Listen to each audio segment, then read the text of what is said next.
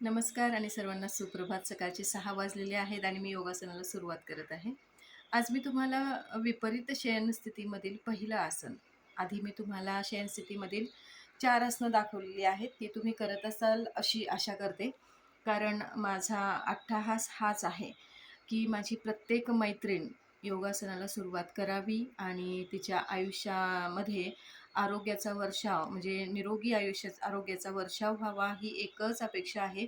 कारण ठराविक आयुष्याच्या एका टप्प्यानंतर सगळ्या गोष्टी पाठीमागे राहतात आणि आपलं आरोग्य सगळ्यात महत्त्वाचं. जसं की आता माझं मेनोपॉज झालेलं आहे, माझी पाळी बंद झाली आणि त्यानंतर मला काही गोष्टी जाणवायला लागल्या, की आपलं आरोग्य कुठेतरी पाठीमागे पडतंय. त्याच्या आधी उत्साह असतो. भरपूर कामं असतात आपल्याला आणि आपण ती कामं करत असतो. पण आपल्या आरोग्याबद्दल आपल्याला कसल्याच प्रकारची काळजी आपल्याला वाटत नाही, कारण कोणत्याच प्रकारचं दुखणं आपल्या आयुष्यामध्ये नसतं, बरोबर? तर ते अ, मेनोपॉजनंतर मला जास्त जाणवायला लागलं. माझ्या पोटाचा घेर वाढायला लागला, स्थूलपणा यायला लागला. ह्या सगळ्या गोष्टी नॅचरल आहेत. आपण त्या गोष्टी थांबवू शकत नाहीत. त्याच्या आधी माझं वजन 47-48 किलो होतं आणि मी नॉर्मल होते. अतिशय म्हणजे सडपातळ शरीराची, म्हणजे संपूर्ण आयुष्य जसं मी 20पासून ते वयाच्या 41-42 वर्षापर्यंत माझं जे वजन होतं ते 40 ते 45 इथपर्यंतच होतं. त्याच्यापुढे मी वाढू दिलं नाही. कारण मला योगासनांची किंवा माझ्या शरीराला मेंटेन ठेवायची एक सवय आहे, ती आवड आहे, मी ती जपते. पण वयाच्या 43व्या वर्षी 43-43व्या वर्षीच माझी पाळी मिस व्हायला लागली आणि 2-3 महिन्यानंतर माझी पाळी यायला लागली. तेव्हा माझ्या लक्षात नाही आलं, की वयाच्या 42व्या वर्षी किंवा 43, 42-43 असा तो काळ होता. तर माझी पाळी बंद होईल हे माझ्या लक्षात नाही आलं. थोडासा त्रास होत होता, मेंटली डिस्टर्ब, चिडचिड व्हायची.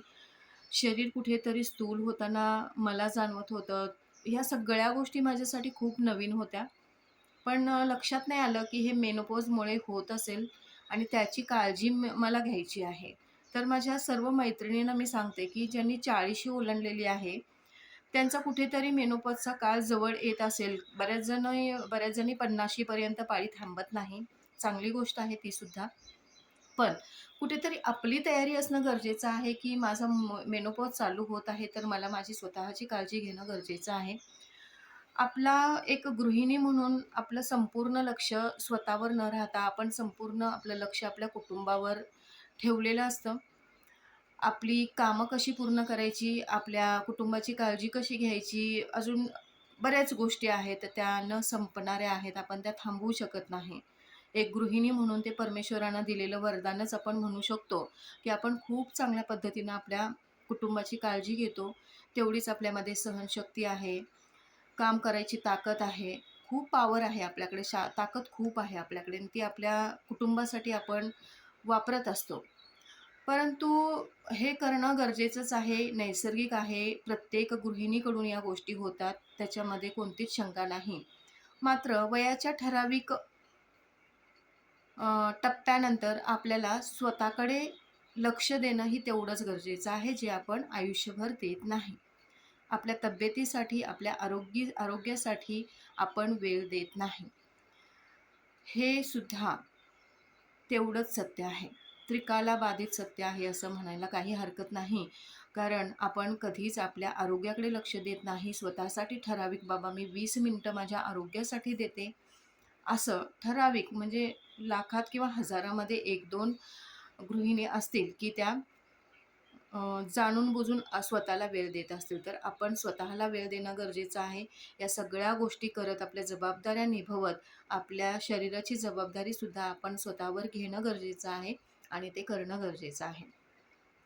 तुम्ही कराल, मी व्हिडिओ त्यासाठीच तयार करते आणि काही गोष्टी सांगते, की ज्या मी अनुभवलेल्या आहेत आणि कुठल्यातरी टप्प्यानंतर आपल्याला वाटायला लागतं, की आयुष्यामध्ये कोणी कोणाचं नसतं, हे तर सत्य आहेच. ते आपण मान्य करायलाच हवं. परंतु आयुष्यामध्ये पुढे जात असताना ही सगळी नाती-गोती पण पुढे घेऊन जाणं तेवढंच गरजेचं आहे आणि ते आपण घेऊन जातो आणि आपण स्वतःचा आनंद कुठेतरी त्या नात्यांमध्ये शोधत असतो. हे सत्य आहे. म्हणून आपण सर्वांना घेऊन जायचं आहे, सर्वांना आनंदी ठेवण्याचा प्रयत्न करायचा आहे. पण त्याचबरोबर जर स्वतः तुम्ही आनंदी नसाल, तर तुम्ही इतरांना आनंदी ठेवणं शक्य होणं जरा अवघड वाटतं. त्यामुळे स्वतः आनंदी राहण्यासाठी स्वतःचं आरोग्य, स्वतःचं मानसिक आरोग्य स्वस्थ ठेवणं खूप गरजेचं आहे आणि स्वतःचं आरोग्य जर व्यवस्थित असेल, तर नक्की आपल्या आजूबाजूला जी राहणारी माणसं आहेत, ती सुद्धा आनंदी राहतील. ती तुमच्याकडे अट्रॅक्ट होतील, की बाबा इथे या बाईजवळ गेल्यानंतर जो मिळणारा आनंद आहे, तो वेगळाच आहे. एक सकारात्मकता निर्माण होते आपल्या अवतीभोवती आणि लोक आपल्याकडे सकारात्मकतेने बघू लागतात, सकारात्मकतेने विचार करू लागतात. हा माझ्या आयुष्याचा अनुभव आहे. त्यासाठी मी तुम्हाला सांगते, की तुम्हीही दररोज ही सकारात्मकता जी आहे, ती अवलंबणं गरजेचं आहे आणि त्याचबरोबर योगासन. योगासन म्हणजेच एक सकारात्मकतेची सुरुवात आहे. तुम्ही त्याला सुरुवात केला, आपल्या श्वासावर नियंत्रण, आपल्या विचारांवर नियंत्रण आणि कुठेतरी पॉझिटिव्ह वाइब्स आपल्याकडे चालू होतात. कारण ती एक दैवी देणगी आहे, असं म्हणायला काही हरकत नाही. या निसर्गानं दिलेली एक देणगी आहे आणि नकळत आपल्याकडे त्या सगळ्या गोष्टी अट्रॅक्ट होतात आणि आपण आनंदी राहायला सुरुवात करतो आणि इतर लोकांनाही आनंद देण्याचा प्रयत्न आपण कसोशीने करत असतो. तर आज मी तुम्हाला बरंच काही आयुष्याबद्दल सांगितलं, स्वतःच्या आरोग्याबद्दल सांगितलं. तुम्ही जे काही करायचं आहे तेही मी तुम्हाला सांगितलं. पण जे आपलं भुजंगासन आहे त्याबद्दल मी तुम्हाला सांगणार आहे, की आज पहिलं विपरीत शयनस्थितीमधील आसन जे श्वास, पोट आणि आपला पाठीचा कणा, पाय, पोटऱ्या, आपली मेंदूचा व्यायाम, सगळ्या गोष्टींचा व्यायाम याच्यामध्ये होत असतो. मी तुम्हाला वारंवार सांगत असते, की ठराविक एक आसन केलं आणि ठराविक एखाद्या अवयवाचा व्यायाम झाला असं होत नाही. कोणतंही योगासनामधलं जर तुम्ही आसन केलंत, तर त्या आसनाचा संपूर्ण शरीराला लाभ होत असतो. आपल्या श्वसनाला लाभ होत असतो. आपल्या फुफ्फुसांना, आपली जी अंतर्गत इंद्रिय आहेत त्यांना लाभ होत असतो.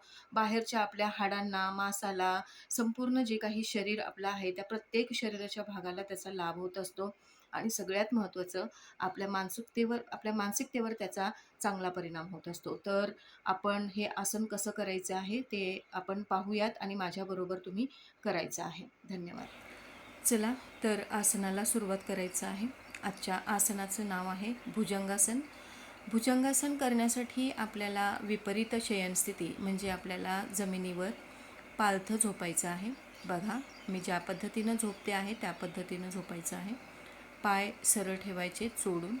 दोन्ही हात जमिनीला शरीरालगत आणि जमिनीला दाबून ठेवायचे आहेत पालथे. संपूर्ण शरीर पालतं. हनुवटी जमिनीवर टेकवायची आहे आणि श्वास संथ गतीने चालू द्यायचा आहे. सगळ्यात महत्त्वाचं आसन करत असताना त्यापूर्वी आपला श्वास शांत करायचा आहे. बघा, तर दोन्ही हात फिरवून, दोन्ही बाजूनी फिरवून आपल्या खांद्याच्या खाली घ्यायचे.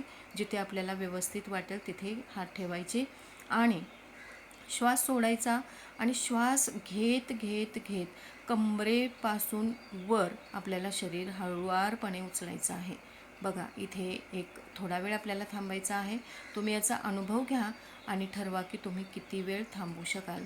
तर याच्यातून पाठीचा कणा पूर्णपणे पाठीमागच्या बाजूला वाकलेला आहे आणि पोटावरचे स्नायूंनासुद्धा ताण आलेला आहे.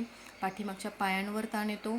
या सर्व शरीरांच्या अवयवांवर, शरीरांच्या भागांवर ताण येतो. त्यामुळे त्या शरीराची कार्यक्षमता वाढते आणि हे आसन झाल्यानंतर आपल्याला जसं शयनस्थितीमध्ये आपण शवासन करतो विश्रांतीसाठी, त्याच पद्धतीनं विपरीत शयनस्थितीमध्ये आपल्याला मकरासन करायचं आहे. या आसनामध्ये सुद्धा आपल्याला तोच रिलीफ मिळतो, तीच विश्रांती मिळते. तर हे आसन करणं अत्यंत गरजेचं आहे. चला तर पुन्हा एकदा आपण हे आसन करायचं आहे. तर पाहू शकता, एकला आपण दोन्ही हात बाजूने फिरवून खांद्याच्या खाली, दोनला कंबरेपासून आपल्या समोरचा जो धड आहे तो वर उचलण्याचा प्रयत्न करायचा. हात सरळ ठेवायचे नाहीत. कंबरेमध्ये बेंड येणं खूप गरजेचं आहे आणि दोन्ही पाय पसरण्याची इच्छा होते ती जोडून ठेवणं गरजेचं आहे. तुम्ही पाहू शकता माझ्या पायांमध्ये पण थोडं अंतर राहिलेलं आहे, परंतु ते अंतर राहू द्यायचं नाही आपल्याला. यानंतर मकरासन ज्या पद्धतीनं मी सांगितलं, या पद्धतीनं तुम्हाला हे आसन करायचं आहे. या आसनाचे भरपूर फायदे आहेत. पाठीचा कणा जर दुखत असेल तर तुम्ही आसन करायचं नाही. ज्यांना पाठीच्या कण्याचा त्रास नाही, पाठीच्या कण्याची कार्यक्षमता वाढवायची आहे, त्या लोकांनी हे आसन करणं गरजेचं आहे आणि याचा लाभ घ्यावा. धन्यवाद.